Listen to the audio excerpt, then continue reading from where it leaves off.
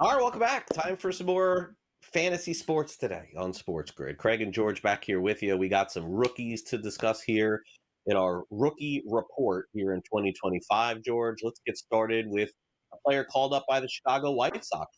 And we're going to get a long look, I would assume, at Kyle Teal of the White Sox, catcher, 295 in the minors, 8 home runs, 30 runs driven in. Is not as sexy as Jack Caglione, who we'll talk about here in a minute, but certainly White Sox have to start taking a look at some players for the future. Teal's a catcher. It's been a strange but good year for catchers in fantasy baseball, George. We've seen Drake Baldwin play very well for the Braves. We've seen Augustin Ramirez play very well for the Marlins. You almost never see. I mean, George, we could go 10 years and have one catcher. In this year, we have two. Do we have a third here? We just might, right? We just might here. And remember, Chicago, it's bandbox, right? That ball flies out also when the weather heats up, which should start doing shortly here. So, yeah, I'm interested. All right, now you already said something, and it's so true. You play in a 10-team league, even a 12-team league, catches, you're okay. Assuming you're in a one-catcher league. Two catcher leagues are just insane, psychotic. I hate them. But one catcher league, you should be okay here. So I don't like rostering two catchers, Craig. I don't like it. I like just going with the guy and running with it here. But hey, maybe at Langoliers, right? He's one of the IL, so maybe you pick up Teal. I would certainly do that once again. So I would like to take a shot on him, see if you can get lightning in a bottle here. If you can be that guy until Major League Baseball figures him out and he has to make adjustments here. So yeah, I'm very curious about Teal, especially if I had a weaker catcher. If I had Langoliers, hey, Austin Wells for the Yankees, he's not hitting. Maybe you want to move on here. Maybe you have a dead spot in your roster where you can roster two catchers. All right, put in a Teal for an Austin Wells type. So I can certainly see the move to go get him. Caglione, we discussed earlier. We can reset that a little bit. He's made his debut, yet to hit a home run. We expect that to come very soon. And, at some point going to take off. He was just a star at the University of Florida, George, as a hitter and as a pitcher, by the way, too. I don't know that we're going to get to see that. Hopefully in the future we will. But look, he was, top pickup in shallow leagues this week. And, eventually he'll get it going here. It's when, not if, right? I agree. I think he'll be fine here. Another guy, once adjustments have to be made, we'll see if he can make them here. I think this is a guy that over a full season, not this season, but over a full season, will be a 30 home run guy. He'll be. It is once again. It's Kaufman, beautiful ballpark, but it's not conducive to home runs here. So he's not going to be a 40 home run plus guy ever. But a 30 home run guy, average will help you. You may get a smattering of stolen base. He'll drive in some runs here. But yes, he's a player we all like here. If he's out there, you're more than likely grabbing him. He should be. Even just putting him on your bench, he should be better than someone else you have on there. And it's probably a good idea to keep him away from somebody else in your league. I'm on board with Cags. Huge surprise, maybe bigger than Caglione, has been his teammate, George. I mean, through 5 games, Noah Cameron has a WAR of almost 2. Do you know what that means, George? Like that's one of the top pitchers in all of baseball in 5 starts. 31 innings pitched, an ERA under 1, 19 strikeouts, .789 whip. Naturally, you understand that this is not going to be a 200 strikeout guy probably ever in the big leagues. But these are some phenomenal numbers, George. And I mean, I guess at some point you would think there'd be some regression here and things would go the other way. But imagine if you picked them up for all 5 starts. I don't know anybody that did, but imagine if you even got 4 starts out of them. Now, we have to realize, for those who don't know Cameron, he is a pitcher, not a thrower. Velocity is not. In today's game, he's throwing the ball 92 to 94, so he's got to hit his spots. I just find that weird, Craig, though, because you and I growing up, anybody threw 92 to 94, you threw hard. But in today's day, that's not hard. That's pretty much a soft thrower. So he's got to hit his spots here, and he's a pitcher. Is there aggression coming? Yeah, you have to believe that he's not going to be this good. He's not Tariq Skubal throwing the ball 100, 102 miles an hour here, but he's come up, played great. There's video of him now. I do wonder if things will get tougher. That being said, I'll worry about that when it happens here. I want Cameron. And it's that, once again, Kansas City, good pitcher's ballpark when he pitches at home here. I'll take my shots with him. So I'm on board the Cameron trade, but I am fully aware. Yeah, sooner or later, the number's going to go the other way. I know that, but they're not yet, so I'm taking them.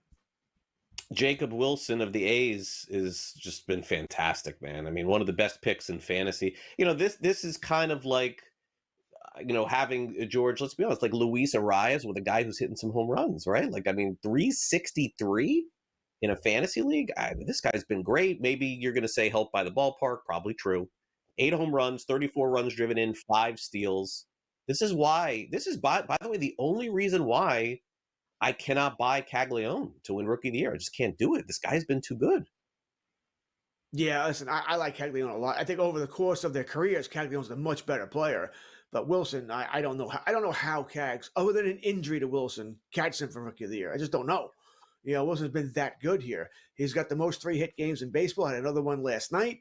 Could the ballpark have been aiding the home runs? Sure, but guess what? He's playing there for the next 3 years. So, we'll worry about that 4 years down the line now when they go to Vegas.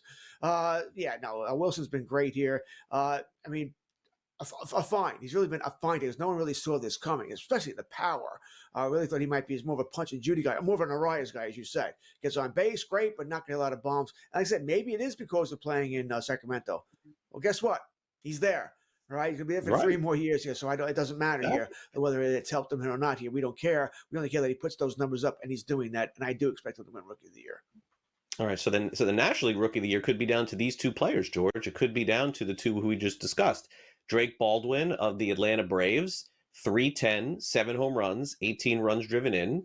But look at Augustin Ramirez. He's sort of like right there with him. Doesn't necessarily have the batting average that Baldwin has.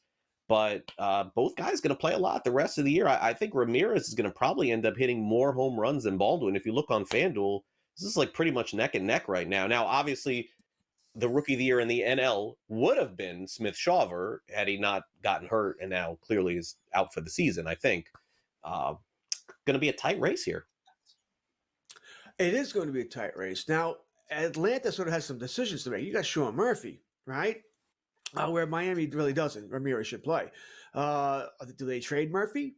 Is it going to be that kind of year for Atlanta? You might want to trade him anyway. But Baldwin sort of came out of nowhere. I mean, in some ways, sort of Ramirez, but he had a little bit more ballyhoo than Baldwin here. It should be an interesting race, all right? Because Atlanta, at some point, we got to play. Baldwin's got to play. He's got to play, 4 or 5 days a week because we need to win, and he's hitting.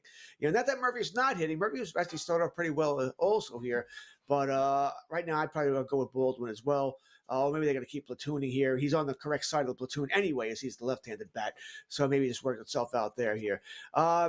It'd be funny. Because it's Miami, I think Ramirez would have to beat out Baldwin. Rather, if it's tied, I think Baldwin's got the advantage here. But the thing is, I think Ramirez is going to hit a lot more home runs. I think he could hit 25. And that's going to help out with the voters here. They're going to like that nice number there, the power number here. So it'll be close going down the stretch, though. It's been a nice season for catchers. We've seen Marcelo Mayer make his debut for the Red Sox. Not much to say about it thus far. The big discussion for the Red Sox, George, has been the other player sitting in the minor leagues. That's Roman Anthony, who looks like he's just a superstar in waiting.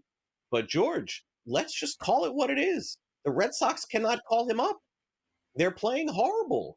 They can't make this guy the savior. You can't do that in Major League Baseball. I mean, he's going to get called up, George. But they got to win some games. They can't put this kind of pressure on this kid coming up. You're like 6 games under. Go out there and be the star. That's why they're waiting. Well, they also have no place to put him. All right, their outfield is fine. I mean, you got Duran, you got Rafael, who's one of the best defensive fielders, and Abreu's having a great year. You have no place to put him out there. This is why we're hearing rumors that Duran could be on the move, right? San Diego's interested. Listen, 29 teams should be interested in Duran. He's a very good player here. So we'll see if they end up moving him to make room for Roman Anthony here. Anthony, I do expect to be a star, but we thought Christian Campbell was going to be really good. Not so much. Yeah. Struggling. Mayer, we just talked about him. He hit his first Major League home run last night. Yeah, but he's been struggling, so maybe they're thinking, whoa, back off here. Because I stop bringing all these guys up. We don't want to ruin them, as you're sort of hinting here. We don't want to ruin these guys either. Yeah, Red Sox lost a lot of one-run games this season. We'll be right back. Don't go.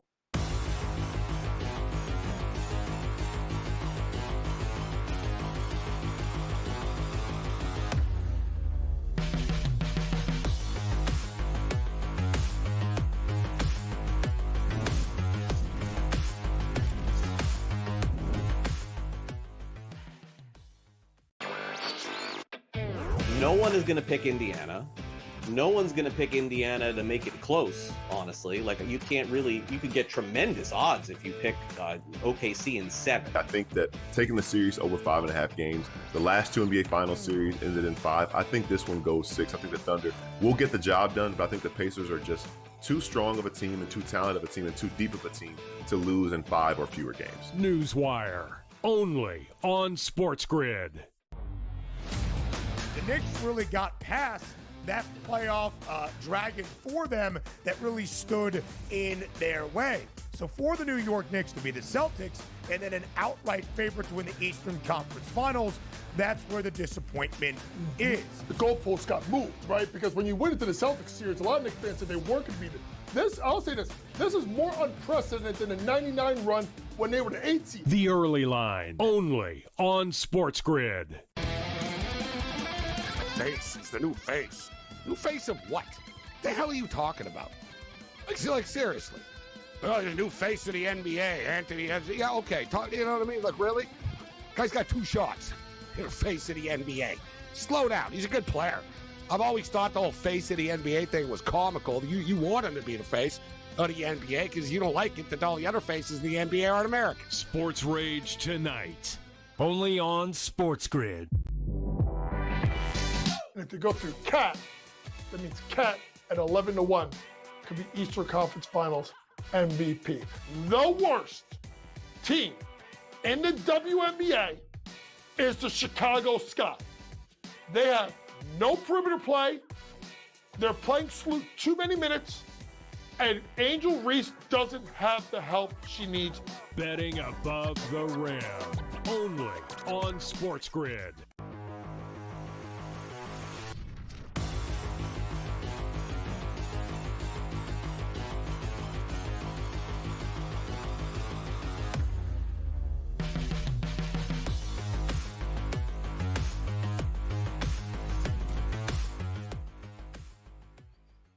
All right, welcome back, Fantasy Sports Today here on Sports Grid. We got the Cubs taking on the Tigers and some great matchups this weekend. Jamison Taillon against Hyder Montero.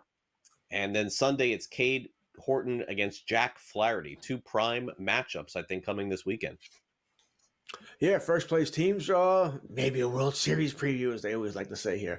As the Cubs have just been fantastic. Taillon comes off a great start earlier. I mean, you're talking about...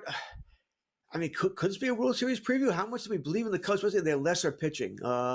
Emanage is still probably a few weeks away, maybe late June, early July. We see him back there. Cade Horton's been a nice story here.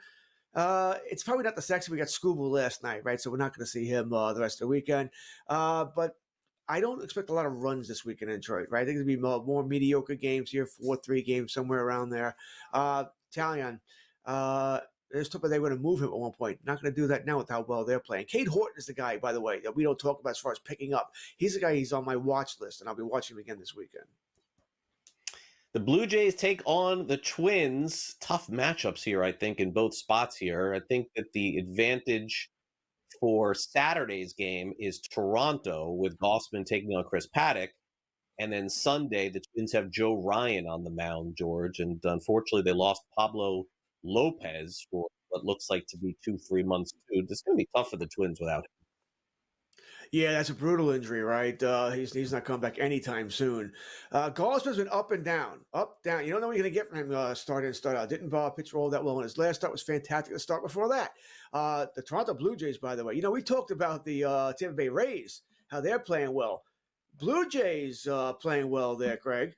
All right, they've sort of announced themselves that maybe, we've seen this before from them, but that maybe they could be a threat there in the American League East. I mean, they're same record as the Rays, 34-29. You have 5.5 games behind the Yankees there. So Blue Jays been pitching, playing very well. I know some of that was against Sacramento. I get that, but hey, you got to beat who's on your schedule, and they've been doing that. Chris Paddock is another guy, by the way. If you're looking for a starter, might be out there in your fantasy leagues. Might want to go grab him. Maybe not today. I'm a little bit worried about facing that Toronto lineup and how hot they are. I think Francis will get the snot beat out of him tomorrow, by the way. I sort of expect a split in the series. Jays win today. Minnesota wins tomorrow. Dodgers-Cardinals. What a great matchup we got going today. Yoshinobu Yamamoto against Eric Fetty. That's a great start. And yeah, I mean, I'm looking it up myself here to see who's pitching Sunday. I can't find it. Sam's trying to help us out here, but it seems like just TBD for both situations here. I'm gonna take TBD to win that game. I think I'll be all right. Listen, Yamamoto, we know he's been the Dodgers' best starter there. Did not pitch all that well Sunday night against the Yankees here, so I think I do expect a rebound from him. Dodgers, they didn't score a run last night. Remember, they got shut out by St. Louis. All right, lost 5-0 there. Didn't see that coming here. Sonny Gray is really, really good, but once again, doesn't get enough as much love as he should either here. And I guess he's not going anywhere with he didn't want to go anywhere before the season. Now they're playing well. He certainly doesn't want to go anywhere by the deadline there. Fede's been probably more good than bad, but still it worries me a little bit here. I certainly like Fede. And as for tomorrow, well, we don't know who's pitching tomorrow. It's hard to judge that game here. It is still TBD versus TBD there. St. Louis, I guess it is. I can't even find it. They're saying Kershaw. I see Kershaw now for the LA for what it's worth versus undecided. Doesn't make me feel any better. I probably still like undecided. Phillies, Pirates in Pennsylvania. Ranger Suarez against Andrew Heaney. Christopher Sanchez takes on Paul Skeens. Always a good start for Skeens. I at this point, George, it doesn't matter what the line is. Really hard to fade Skeens, although he just doesn't win a lot. And it's not his fault. I think it was Jason Stark wrote a great column this week about they just don't hit. I mean, we knew that coming in, but this is not a shock that he was going to pitch great, but he's going to lose some games or get a no decision because the team can't hit. There's going to be a lot of 2-2. He's going to leave a lot of games 2-2 here. You're still starting Skeens. And by the way, you're starting Sanchez, you're starting Suarez. The only question is, you're going to start Heaney. You're probably not starting Heaney, but Philadelphia, they're not hitting well right now. Right? No way. Bryce Harper, he's not going to play. Well, I don't think he's going to play today. Schwarber, I don't want to say slowly, but he's not hitting the long ball right now. So I wouldn't be afraid to start Heaney. I'm just probably not doing it. Tomorrow, listen, it's the under. I expect a 3-2 game somewhere around there. But I'm not afraid to start Sanchez tomorrow, Greg. Maybe I don't get the win, but I think my other numbers will be he'll strike batters out. The ratios are going to be just fine. Diamondbacks taking on the Reds. We've got Nick Martinez at home for the Reds against Ryan Nelson, and then Zach Gallen takes on Brady Singer on Sunday. That's the better of the two pitching matchups. Absolutely. By the way, there's some noise here that Gallen could be traded by the deadline if Arizona falls out of it. Just keep that in mind there, because I think he's due for a big contract next year, and he's not pitched all that well. All right, so just keep that in mind. Remember, Arizona and the Reds, they're going to finish up the suspended game before this game, so that could play the games a little bit. I think they're going to finish that game, then 40 minutes later start the second game. So for anybody who doesn't know, wonders what's going on here, that's why. I think they stopped in the 7th inning last night due to the rain here. So keep that in mind. I do expect runs today in Cincinnati. We've got the Braves taking on the Giants Saturday and Sunday. Bryce Elder against Logan Webb. Spencer Strider starts Sunday against Landon Rube. This should be a good Strider start, George. I mean, we talked about buying low. I'd like to see that happen on Sunday. That's the one we're paying attention to, right? Webb, I'm sure, will pitch very well today against the Elder. Should go well for the Giants, but we need to see Strider. I don't expect him to go 7 innings, 1 run, strike out 11, but I need to see more. I need to see him pitch better. He hasn't done that yet here, so we're still waiting for Strider to be that guy. Astros, Guardians, Hunter Brown, Gavin Williams on Saturday. We're still waiting on an Astros starter for Sunday against Tanner Bibby, George. Houston's playing well. They are. Listen, no one hates the Astros more than me, but they are playing well. Brown, another guy, if not for school, we're probably talking about him for Cy Young. All right, Gavin Williams has been pretty good. I would expect low-scoring games with Houston and Cleveland. Royals and White Sox. Let's wrap up here. We'll continue on the other side. Waka and Hauser. Lorenzen against Shane Smith for the White Sox, who's, I'm guessing they're also they make that announcement next month. I would agree with you there, though. I do expect it to be him. Hey, Louis Robert had a couple of hits last night, a couple of RBIs, right? Maybe finally sort of breaking out of it. Maybe there. Royals bounce back today after losing to the White Sox. We'll be right back.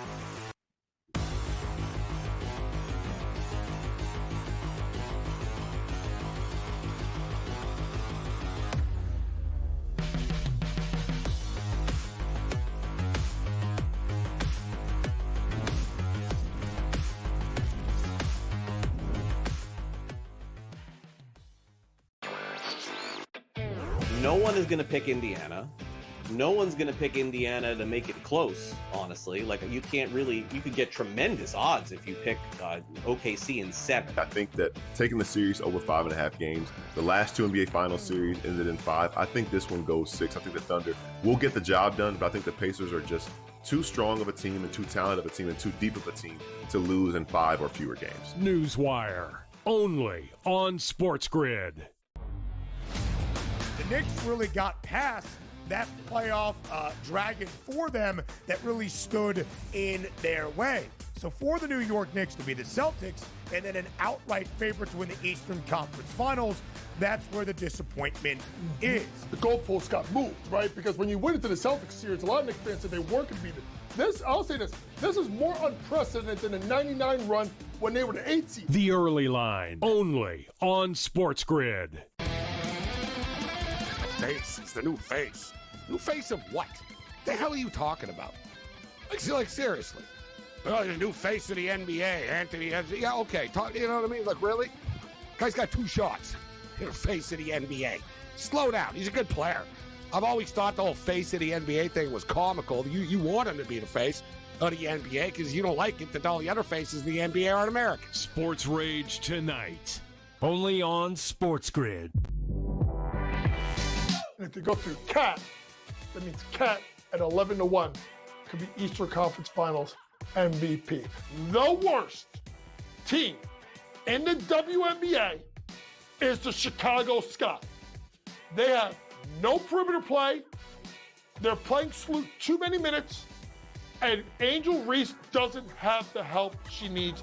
Betting above the rim, only on SportsGrid.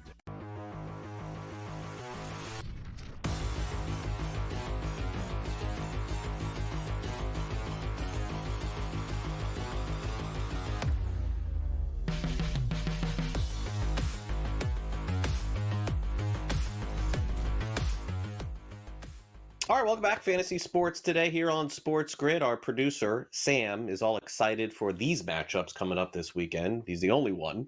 Rangers, Nationals, Jacob deGrom on the mound against Mitchell Parker. Sunday, the biggest pitch. Is it fair to say the biggest pitching surprise of the season, George? Maybe it's Bubik. That could be. But Tyler Mahle, Trevor Williams, I think those guys are 1 and 2, maybe, right? I think you named the top 2 guys. Yeah, I was thinking Mahle easy, and then you said Bubik. Oh yeah, I might even give Bubik even more because Mahle at one point we thought could be Probably. something. Yeah, so I might give Bubik. No one was talking about Bubik, man. Nobody. Once again, I wouldn't expect a lot of runs to be coming this weekend. DeGrom's been fantastic, not striking out as many players, but that's to save him for the season. He's been great. By the way, Craig, quick question: any chance DeGrom could be traded by the deadline? I'd have to look at his deal. I mean, It's high. It's a lot. I mean, would the Rangers eat money? Would they start over? That's the question. It doesn't feel like that's the kind of team that they are. They have so many guys. Simi and Seager all getting paid. I don't know. I think they're still paying Scherzer. I don't know. I don't think so. I agree with you. Okay, so all right. Well, let's pivot over here. Royals, White Sox, must-see event over the Stanley Cup Finals and NBA Finals here. Royals, White Sox. Michael Wacha, Adrian Hauser, Lorenzen, and Shane Smith. Did we do this already? We did. Oh, my bad. We're doing it again. Okay. All right. Marlins. Yeah. Marlins, Rays. So Ryan Weathers starting? Isn't Weathers starting today? I think so. Against Taj Bradley. And then I'll have to look up, or I'll just text somebody, against Drew Rasmussen on Sunday. Do you know why the Marlins played yesterday at 1, George? You know, it's funny you mentioned. I did want to ask you that. I have no freaking clue. Okay. So you went to the stadium this year, right? You went to Steinbrenner Field, right? And you saw how close in proximity they are to Raymond James Stadium. In fact, they share a lot of the same. Yes, they share the same parking in some situations. So don't get me started on the parking. Don't get me started.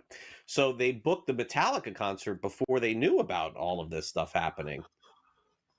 So yeah, they didn't want to share the parking lot for the concert last night. So they made the right call. They made the right call. Okay. Oh, nightmare. It was tough.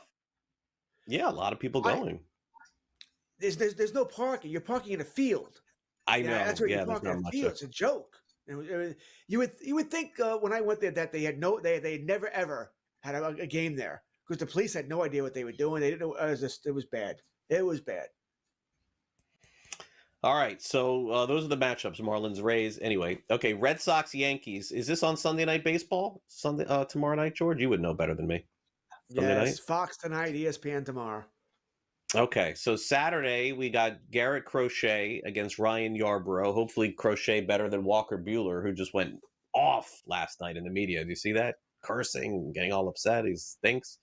And then Sunday, if we were doing this next month, we would say it's J.K. Dobbins going. But in this case, it's a pitcher. We'll say Hunter Dobbins against Carlos Rodon. Boy, I just don't have confidence in the Red Sox right now. I mean, it just seems like a doomed season, losing so many one-run games. I think he's going to pitch well today. Yankees generally do not do well versus left-handers here. Ryan Yarbrough has been, fantastic for the Yankees. And I keep knocking this guy over and over again. Oh, I'm going to take the over. And he just pitches well over and over again.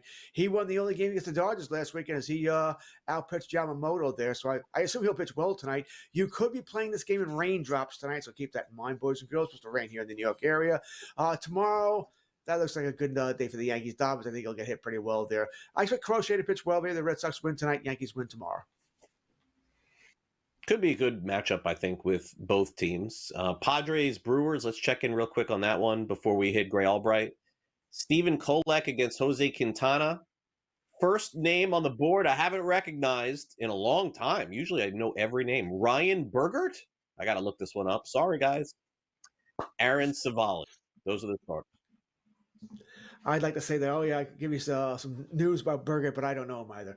All right, so we'll probably like Savali tomorrow. Some runs coming this weekend. Quintana making his second start, so it's coming back. Cole's been getting beat up of late here, so we get some runs today as well.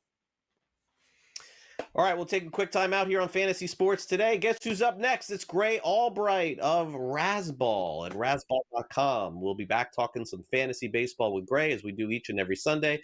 Or Saturday. You can download the SportsGrid app as well. It's available for iOS and Android. Just scan that QR code, folks, and you're all set. We'll be right back.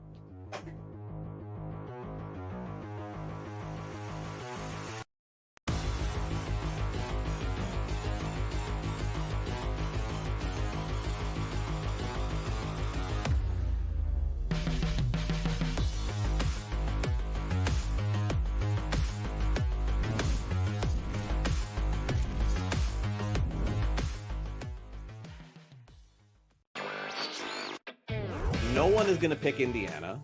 No one's going to pick Indiana to make it close, honestly. Like, you could get tremendous odds if you pick OKC in 7. I think that taking the series over 5.5 games, the last two NBA Finals series ended in 5. I think this one goes 6. I think the Thunder will get the job done, but I think the Pacers are just too strong of a team and too talented of a team and too deep of a team to lose in 5 or fewer games. Newswire, only on SportsGrid.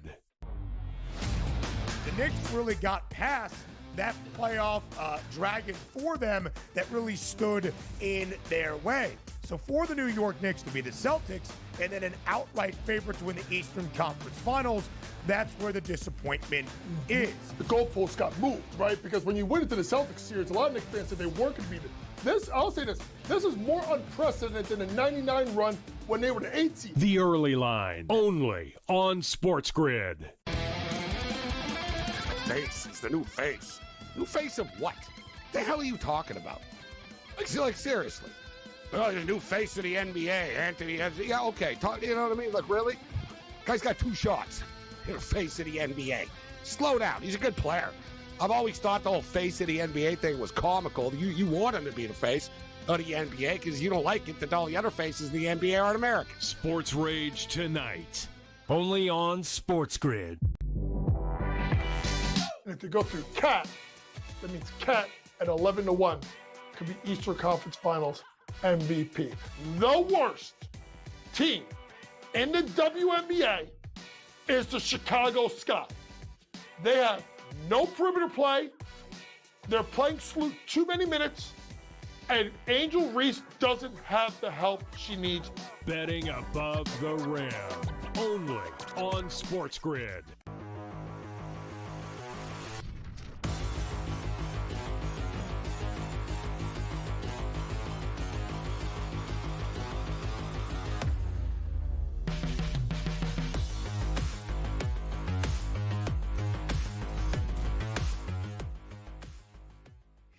Welcome back to Fantasy Sports Today here on Sports Grid. It is time to bring in Gray Albright for his weekly visit here from Razzball, along with George Kurtz. And here we are, Gray. We've hit the month of June, Wow. and we're still rocking on with baseball here on Fantasy Sports Today. I know. Wow. And everyone's talking football here, Gray. I don't get it. June football. By the way, you got to move a little in. You're out of the shot. There you go. Stay right there. Okay, perfect. Now you're looking sweet. You were like moving out of the shot there for a minute like that. Yeah. Sorry. I could do this whole segment like this if you want, and you could just look at the, oh, there you go. Okay, sorry about that. I was adjusted. Sorry, my bad. I was just gonna say though that in every fantasy baseball league, there's at least two people still paying attention. Not necessarily the whole league, but at least two people. Yeah, that's for sure. So let's kind of take a brief overview of where we are here.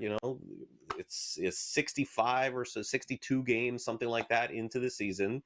There have been some surprises, but there's been some disappointments, and the biggest story I think in fantasy this week was the loss of Corbin Burns to everybody in fantasy baseball, because that's a guy that, as George and I were talking about earlier in the show, Gray, that you did your fantasy baseball draft.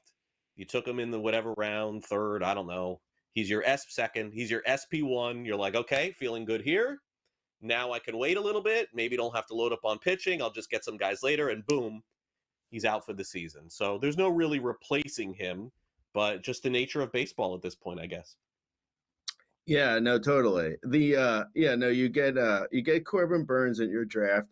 You're feeling good, but you're like, you know what? I just want to make sure I have someone else behind him. So I'm going to grab Blake Snell. And then you're like, well, you know what? I feel like I need one more big arm. So I'm going to grab Tyler Glasnow.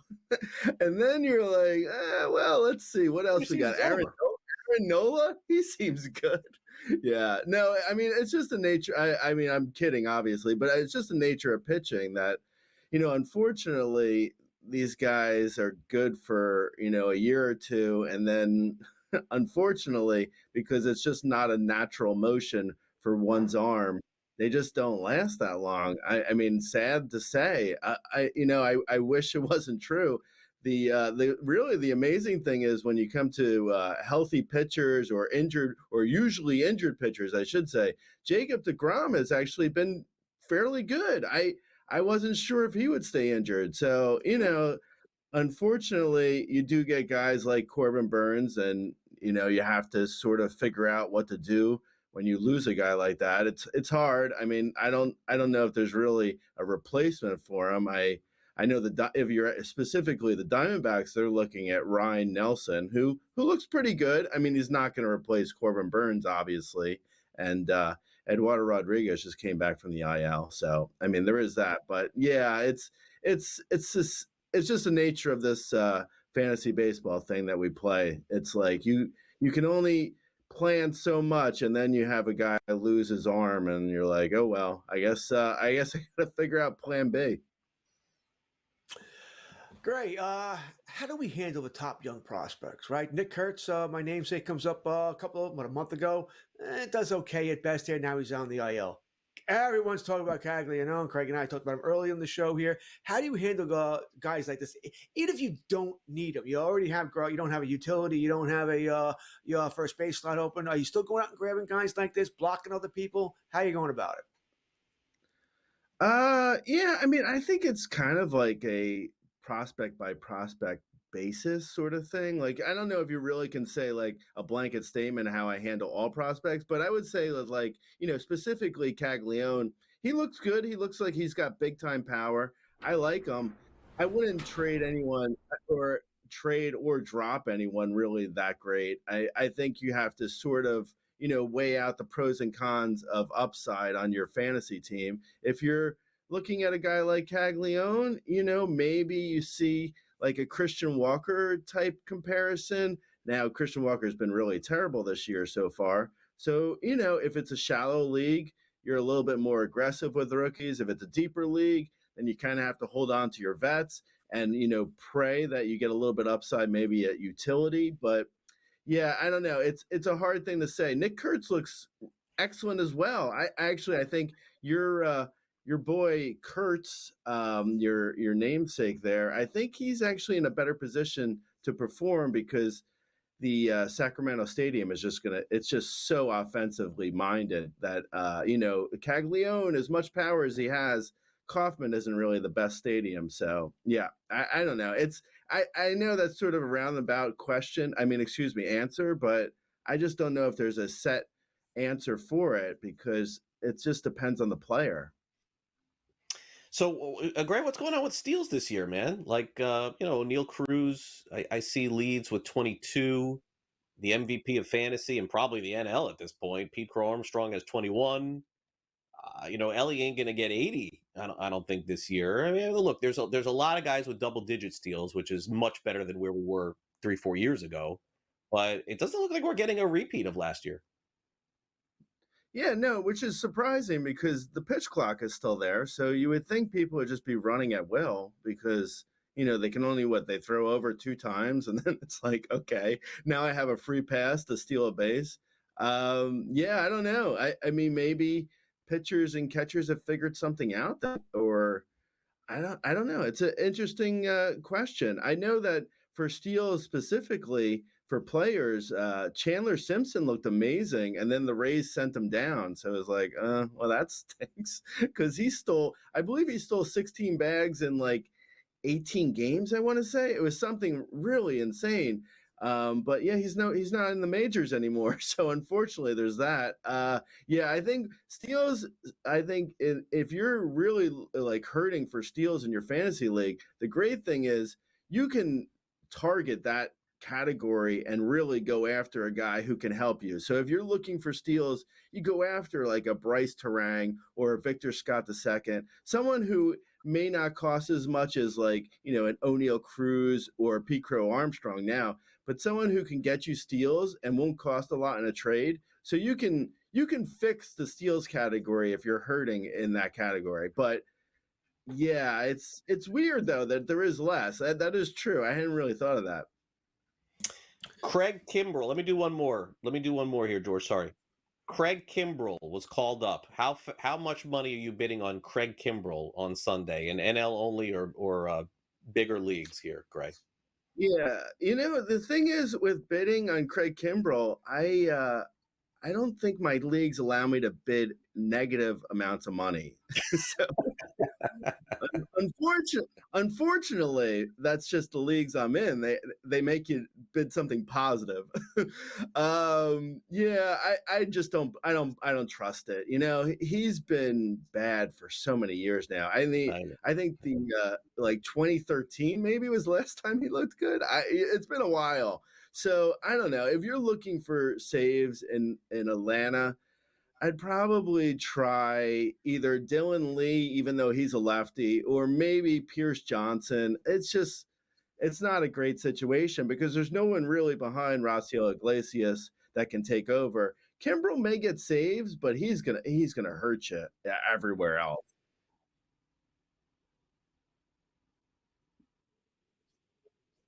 I'm going to stick with the Rays, the Braves real quick here. Spencer Strider, is he going to return to form soon? Yeah, I mean, I think so. Unfortunately, I think with a lot of those arm surgeries, like he got the inner brace, and Tommy John, the same with Sandy Alcantara. Like their command is the last thing to return. So I think Strider will be good again. I just don't know if we're going to see it until maybe September. It's a tough thing when you're coming back from that big of an injury.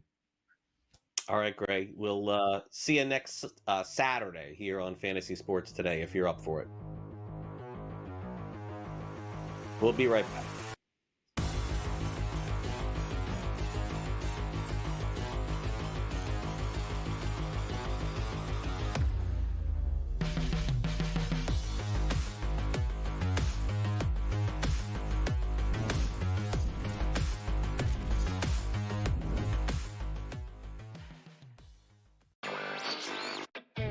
No one is going to pick Indiana.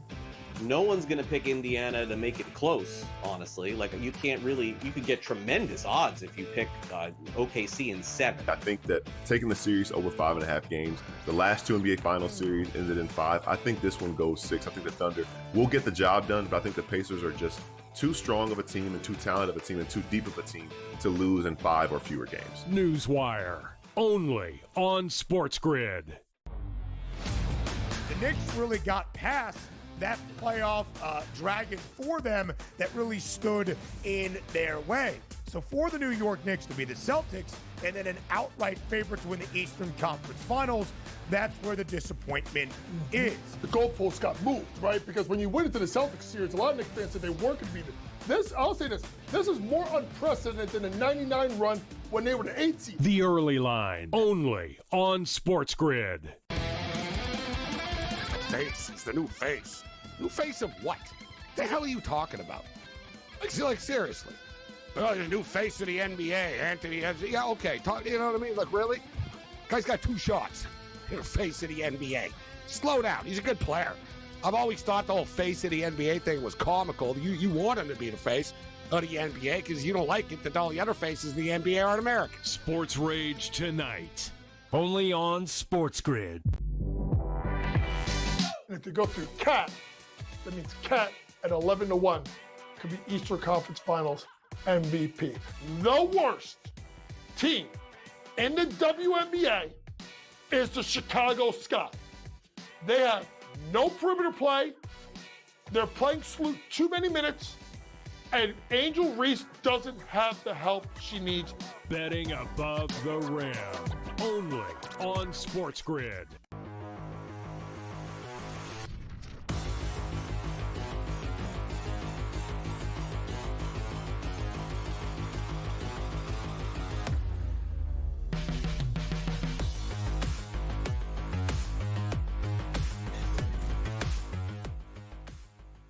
Welcome back to Fantasy Sports today here on SportsGrid. George, who's winning the Stanley Cup final? Who's going to win? I have Everton in 6. That's where my ticket is. Would have really liked to have seen them win last night, obviously. Their Stanley Cup's been so much fun. It's been exciting. I guess Craig would prefer. I can't imagine why Craig would want Florida. But it's been exciting. It's been entertaining as all hell. And by the way, Brad Marchand is sticking the needle into everybody. Everybody. Yeah, he is so good. Yeah, he's probably not the greatest goal of the game winner. I know he's on a breakaway, but they got caught up to me. He didn't even get a great shot. I don't know how that squeezed through Skinner. But great, entertaining, fun. Really wish they weren't taking the weekend off here. Game 3, Monday night. Why? Sunrise. Well, you know it's TV. All right, they decide everything. Well, I guess they weren't going to play tonight. You're not going to play back-to-back. And Definitely I'm assuming the NBA goes tomorrow? Assuming. Oh, that's the why. NBA's got another day off today. Okay. Yeah, so they don't want to go head-to-head with the NBA, so that's why. Good for programming here at SportsGrid, but bad for everything else. All right, now time to play a little game of buy or sell.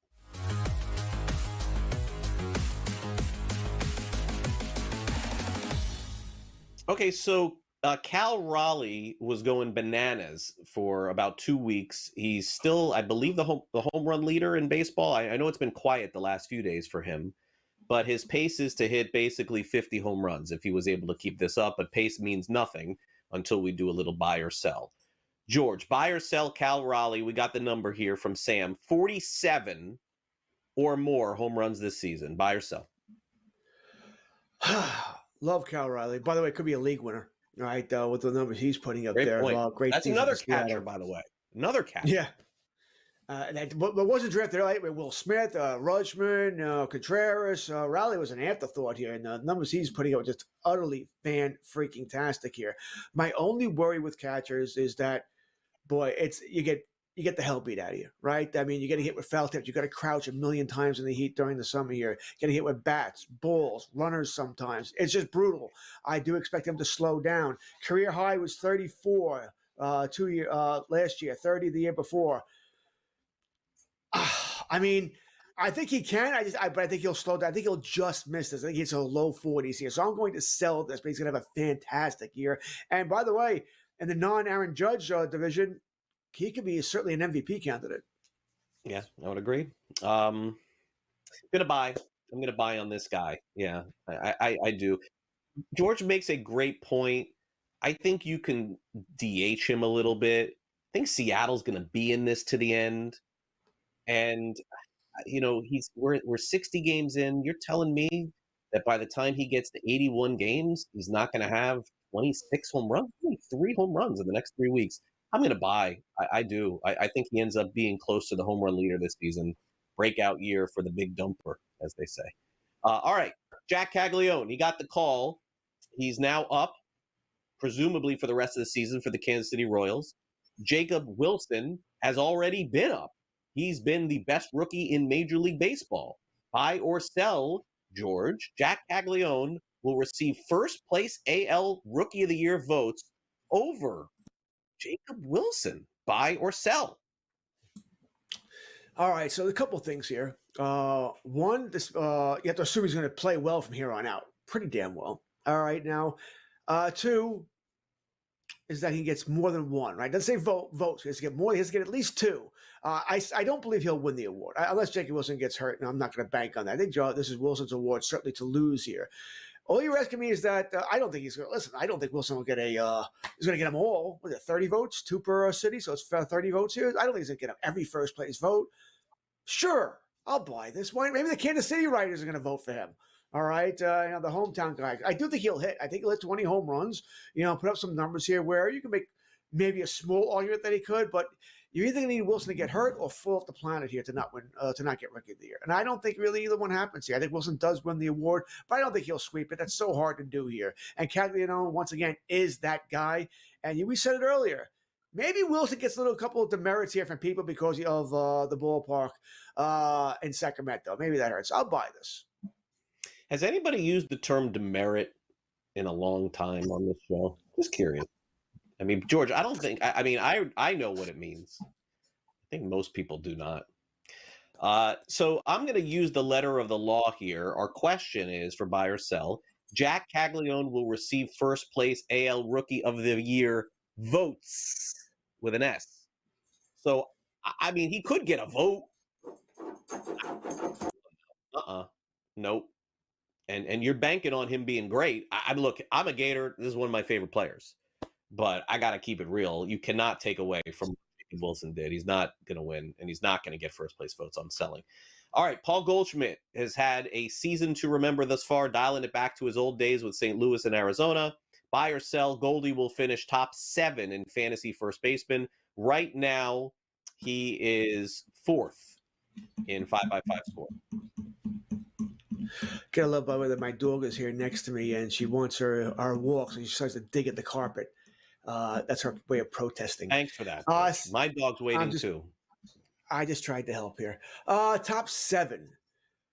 Alonso, Harper's going to be ahead of him. Naylor, Goldschmidt, Olsen, Free. No, I'm going to say no. I think he'll fall off. Older player here, he'll fall off. He'll be top 10, but not top 7 here. Top 10, I would say I'd buy it. Top 7, I'm going to say no here.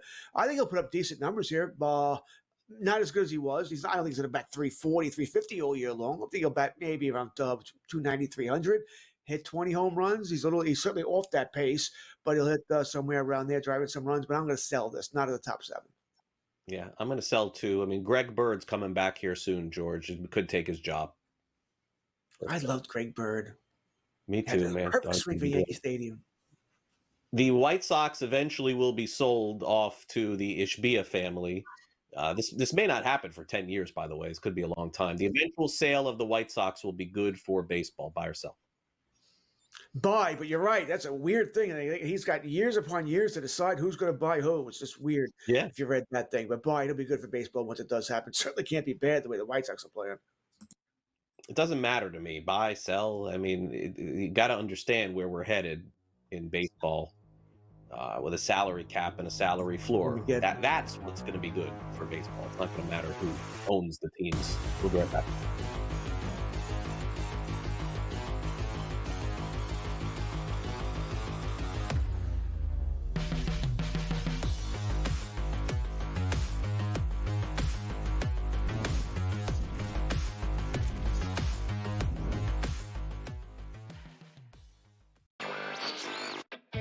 No one is going to pick Indiana.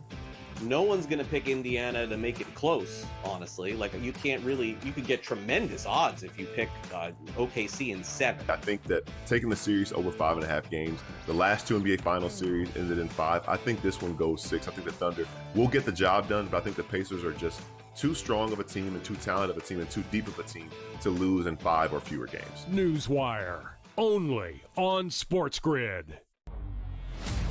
The Knicks really got past that playoff dragon for them that really stood in their way.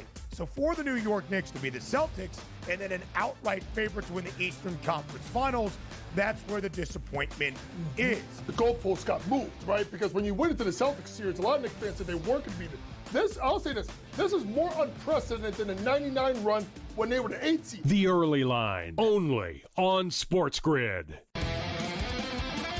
Face is the new face. New face of what? The hell are you talking about? Like seriously. Oh, the new face of the NBA, Anthony. Yeah, okay. You know what I mean? Like, really? Guy's got 2 shots. You're face of the NBA. Slow down. He's a good player. I've always thought the whole face of the NBA thing was comical. You want him to be the face of the NBA because you don't like it that all the other faces in the NBA aren't American. Sports Rage tonight, only on SportsGrid. And if they go through Cat, that means Cat at 11-1 could be Eastern Conference Finals MVP. The worst team in the WNBA is the Chicago Sky. They have no perimeter play. They're playing Sloot too many minutes.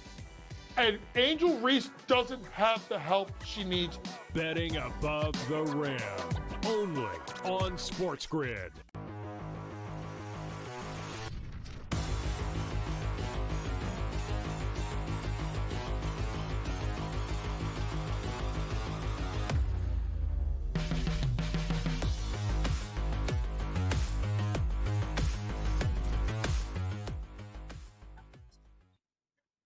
Welcome back to Fantasy Sports Today. It's sort of, we're in rarefied air, as they say, to see a pitcher this good in baseball. I mean, I don't know, George. Like, Tariq Skubal, you could see, and remember, he was injured, missed time a long time ago. So provided that that's in the rearview mirror, you could see him being like DeGrom and Kershaw and having this Scherzer type run. I think it's possible, man. I got to be honest.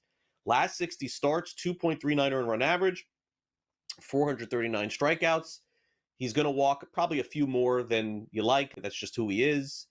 But we are seeing like Johan Santana, man. Like, next year, if this continues, George, Tariq Skubal is going to be either the first or second pick overall in fantasy. This is going to happen. I don't know if he'd be the first, second overall. I mean, you're still going to take Ohtani. You're still going to take Judge, Witts, guys like that. But he's very great. close, though. He's absolutely great. It depends on your philosophy. I don't like taking a picture that early. I really don't. Mainly because what you're talking about, they do get hurt, and pitchers scare the life out of me. They just scare the life out of me. But I do love Skubal. Pitchers in a great pitchers ballpark as well here. Do you find it kind of interesting though that last year at trade deadline, Detroit was actually willing to listen to offers for him, which is just mind-boggling. Made me think, what do they know I that don't know we if that's don't? true. It seemed to be out there. Maybe it's not. Very well could be a false rumor there, but he's fantastic. And as you said, I don't know when anybody else in the American League is going to win the Cy Young as long as this guy's around. Yeah. So real quick, before we get to the SportsGrid 60, if I gave you an ADP, and we'll do this next February or March, if I gave you an ADP right now of Tariq Skubal, you'd bet over. I'm going to bet under, just so you know, of 2025, 2026. 5.5 ADP next year. Would you go over or under? It's funny. I was thinking 6.5 when you brought that. I'm like, 6.5 sounds about right. So you're right there. I would. Tucker's going to be. I would probably go under. Pico Armstrong now has moved ahead of all those guys. Yeah. I think it's going to be right around 6. Right around 6. So I think you got the right number here. If he was 6.5, I would have gone under. You said 5.5, so I'll go over. But yeah, we're right there. What's the juice? Okay. We got some issue. We got the grievances. It's Festivus. Let's turn it over to George. It's time now for the Sports Grid 60.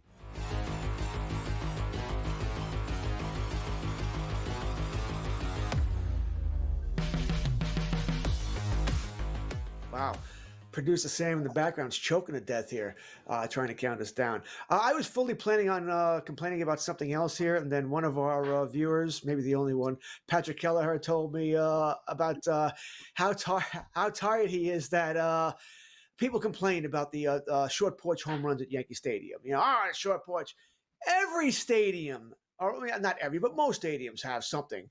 Boston has the Green Monster. We don't complain about those. Or the pesky pole, right field. Won a game the other night, a home run that went like 300, not even 300 feet, 282 feet, whatever it is down the line. Great American Small Park in Cincinnati is a very small ballpark where balls fly out here.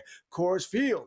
And you go on and on and on here. Yet it's funny how people, maybe it's an Aaron Judge thing, because, the Yankee, the home run guy and all that. Oh, he has a lot of home runs to the short porch. Well, that's his job. Take advantage of the ballpark you play in here. I just find it funny that we don't complain about other ballparks too that have, for one thing, easier to hit places than others. There's like Fenway with the green ones. Philadelphia was a bandbox. Toronto brought the fences in to a joke level here. Although for some reason their hitters don't really seem to take advantage of it as much as I expected them to here. But a lot of stadiums like that are worried about that. So I'm tired of hearing about all the short porch home runs at Yankee Stadium. The only question we have left to answer, and I'm going to say it now, is this going to be the best Stanley Cup Finals of all time? I think the answer is going to be yes. I think we're headed for 7 games. I think 4 or 5 of them are going to be overtime games in the Stanley Cup. That's how even these teams are. This is wild. We are going to see history like we've never seen before. We've already seen it. It's never happened. Back-to-back overtime games in the first 2. Buckle up, folks. Even if you're not a big hockey fan, I would tune in. I think this is as good as it gets. Thanks to Gray Albright for coming on. Thanks to our producer, Sam. George, I hope you have a great weekend. We'll see you back here next weekend for Father's Day weekend. Oh, my God, is that next weekend already? Time flies here as far as that's concerned. Family man, George Kurtz, always on top of it. I actually had no idea. Forgot all about it. Dads get screwed. With that, we leave you here on this Saturday, Sunday, or maybe in the middle of the night, depending on where you're watching the show or how you're watching it. We'll see you next week.